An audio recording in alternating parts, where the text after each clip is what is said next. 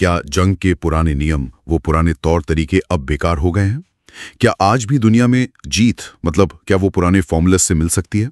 या फिर हम एक ऐसे दौर में हैं जिसे शॉन मैकफेट कहते हैं, टिकाऊ अव्यवस्था, एक तरह का ड्यूरेबल डिसऑर्डर। आज हम शॉन मैकफेट की किताब the new rules of war पर गहराई से बात करेंगे। ये किताब बताती है कि भाई 21वीं सदी में युद्ध का चेहरा कैसे बदला है और पुरानी मिलिट्री सोच वो क्यों अब काफी नहीं है। और हम इन नए नियमों को समझने की कोशिश करेंगे भारत के हालिया ऑपरेशन सिंदूर के संदर्भ में। ये वही ऑपरेशन था जो पहलगाम हमले के बाद पाकिस्तान में आतंकी ठिकानों पर किया गया था। कोशिश यही रहेगी कि ये जटिल विषय आसान लगे, दिलचस्प लगे। और हाँ, अगर आपको ये चर्चा जानकारीपूर्ण लगे तो लाइक और शेयर जरूर करें। बिल्कुल। मैकफेट का जो पहला और शायद सबसे अहम नियम है वो है स्ट्रेटेजिक क्षय या स्ट्रेटेजिक डीके का। बिल्कुल। उनका मानना है कि पश्चिमी देश और खास तौर पर अमेरिका वो सेकेंड वर्ल्ड वॉर वाले पारंपरिक युद्ध के मॉडल में इतने फंस गए हैं कि वो आज की लड़ाइयां जीतना एक तरह से भूल ही गए। अच्छा। हाँ, आजकल के जो संघर्ष है वो सीधे टकराव वाले कम होते हैं, ज्यादातर नॉन स्टेट एक्टर्स, मतलब गैर सरकारी ताकतें। हाँ, प्रॉक्सीज वगैरह। बिल्कुल, प्रॉक्सी सेनाएं और ऐसी सरहदें जो साफ नहीं है, उनके जरिए लड़े जाते हैं। वो जो युद्ध और शांति की लाइन थी ना, वो अब धुंधली हो गई है। ये बात तो ऑपरेशन सिंदूर पर बिल्कुल फिट बैठती है। पहलगाम में जो हमला हुआ वो कोई पारंपरिक बॉर्डर क्रॉस करके हमला नहीं था, वो तो भारत को अंदर से कमजोर करने की, अस्थिर करने की एक चाल थी। सही। और भारत का जवाब यानी ऑपरेशन सिंदूर, वो भी कोई पारंपरिक युद्ध की घोषणा नहीं थी। नहीं, वो एक सोची समझी लक्षित कार्रवाई थी। बिल्कुल। जो मैकफिट के सूक्ष्म मल्टी डायमेंशनल वॉरफेयर के आइडिया से काफी मिलती है। हाँ, ये दिखाता है कि रणनीति अब सिर्फ मिलिट्री ताकत तक ही सीमित नहीं रही है। अच्छा, मैकफिट का दूसरा नियम तो थोड़ा चौंकाता है। वो कहते हैं तकनीक हमें नहीं बचाएगी। हाँ, उनका तर्क है कि ये जो महंगे महंगे सुपर वेपन्स हैं जैसे F-35 फाइटर जेट, इन पर जरूरत से ज्यादा निर्भर रहना एक तरह का भ्रम है। दुश्मन अक्सर बहुत कम खर्चीली सिंपल तकनीक और एसिमेट्रिक, मतलब गैर पारंपरिक रणनीतियों से ही बढ़त बना लेते हैं। ऑपरेशन सिंदूर में देखें तो भारत ने बेशक Rafale, SCALP missile, hammer bomb, Akashteer command system जैसी एडवांस तकनीक इस्तेमाल की। हाँ, की थी। लेकिन कामयाबी सिर्फ इन हथियारों से नहीं मिली। इसमें सटीक इंटेलिजेंस, क्लियर स्ट्रैटेजिक सोच और कई नॉन मिलिट्री कदमों का भी बड़ा हाथ था। बिल्कुल सही। तकनीक यहाँ एक जरूरी टूल थी, साधन थी, पर अपने आप में जीत की गारंटी नहीं थी। और दूसरी तरफ देखें तो पाकिस्तान ने ड्रोन और शेलिंग का इस्तेमाल धार्मिक स्थलों के खिलाफ किया। ये तकनीक का एक बहुत ही गैर पारंपरिक और खतरनाक इस्तेमाल है। तो सवाल यही है कि क्या आज सिर्फ बेस्ट टेक्नोलॉजी ही जीत दिला सकती है, या फिर रणनीति, इंटेलिजेंस, इनका महत्व बढ़ गया है? सोचने वाली बात है ये। खैर, अब तीसरे नियम पर आते हैं। मैकफेट टिकाऊ अव्यवस्था यानी ड्यूरेबल डिसऑर्डर और नॉन वॉर वॉर्स जैसे शब्द इस्तेमाल करते हैं। इसका सीधा सा मतलब है कि दुनिया अब एक ऐसी हालत में है जहां न तो पूरी तरह जंग है, न पूरी तरह शांति। ग्रे जोन जिसे कहते हैं। बिल्कुल, ग्रे जोन। दोनों साथ साथ चलते हैं और दुश्मन अक्सर इसी धुंधलके का फायदा उठाते हैं। पाकिस्तान का आतंकवाद को हथियार बनाना और साथ में शांति की बातें भी करना, ये तो ग्रे जोन वॉरफेयर का क्लासिक केस है। हाँ, और ऑपरेशन सिंदूर इसी की प्रतिक्रिया थी।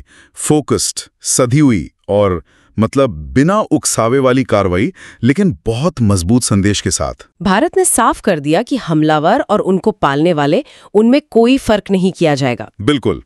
और ये हमें चौथे नियम पर लाता है, जो शायद आज के जमाने में सबसे ज्यादा रेलेवेंट है। कौन सा? सबसे कारगर हथियार गोलियां नहीं दागते। अच्छा, मतलब मैकफेट का इशारा है नॉन लीथल वॉरफेयर की तरफ। सूचना युद्ध, आर्थिक दबाव, विचारधारा का इस्तेमाल, यहां तक कि टाइम को भी एक हथियार की तरह इस्तेमाल करना। ऑपरेशन सिंदूर को देखें तो वो सिर्फ मिलिट्री ऑपरेशन नहीं था, उसके साथ एक जबरदस्त इंफॉर्मेशन वॉर भी चला। भारत ने पाकिस्तानी प्रोपेगेंडा का मुकाबला फैक्ट्स, ट्रांसपेरेंसी और डिजिटल मोर्चे पर पूरी मुस्तैदी से किया। हाँ, वो तो देखा था। और इसके अलावा सिंधु जल संधि की बात करना, अटारी वाघा बॉर्डर बंद करना, व्यापार रोकना, ये सब क्या थे? ये बिना गोली वाले हथियार थे जिनका बहुत गहरा स्ट्रैटेजिक असर हुआ। सही बात है। यानी लड़ाई सिर्फ बॉर्डर पर नहीं, इंफॉर्मेशन, इकोनॉमी, लोगों की सोच, इन सब मोर्चों पर भी है। वाकई ये काफी बदल गया है। अच्छा, 5वां नियम क्या है? मैकफेट कहते हैं कि भविष्य में शैडो वॉर्स मतलब छद्म युद्धों का दबदबा होगा। इसमें ऐसी कार्रवाइयां होंगी जिनकी जिम्मेदारी से बचा जा सके, नकाबपोश लड़ाके होंगे और इंफॉर्मेशन को हथियार बनाया जाएगा। डिनाइबिलिटी जिसे कहते हैं। पाकिस्तान की प्रॉक्सी स्ट्रैटेजी और छिपकर हमला करने की नीति तो इसी शैडो वॉर का हिस्सा है। बिल्कुल। और ऑपरेशन सिंदूर का मकसद साफ था, इन हमलों के पीछे जो अपराधी हैं, जो प्लानर्स हैं, उनको सजा देना और बॉर्डर पार जो टेरर इंफ्रास्ट्रक्चर है उसे खत्म करना।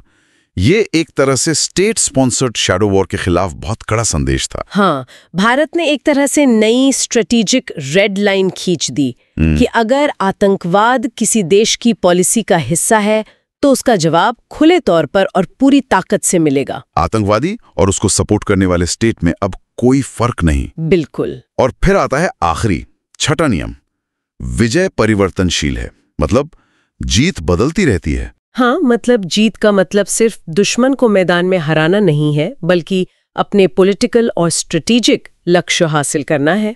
मैकफेट ये भी कहते हैं कि कमजोर पक्ष भी मजबूत पक्ष को उसकी तय की हुई जीत की शर्तों से महरूम करके हरा सकता है। लेकिन ऑपरेशन सिंदूर के मामले में देखें तो हाँ, ऑपरेशन सिंदूर सिर्फ एक मिलिट्री जीत नहीं थी, इसने जियोपॉलिटिक्स को एक नया मोड़ दिया। प्रधानमंत्री मोदी का जो नया नेशनल सिक्योरिटी डॉक्ट्रिन है कि हर आतंकी हमला एक एक्ट ऑफ वॉर माना जाएगा और आतंकवादी और उसके स्टेट स्पॉन्सर में कोई झूठा फर्क नहीं होगा। हाँ, ये भारत के लिए जीत की परिभाषा ही बदल देता है। लक्ष्य था स्ट्रेटेजिक क्लैरिटी दिखाना और अपनी सॉवरेनिटी का मल्टी डायमेंशनल दावा पेश करना। ये दिलचस्प है कि मैकफिट कमजोर पक्ष की बात करते हैं, पर यहाँ मजबूत पक्ष ने भी अपनी जीत की शर्तें बदली।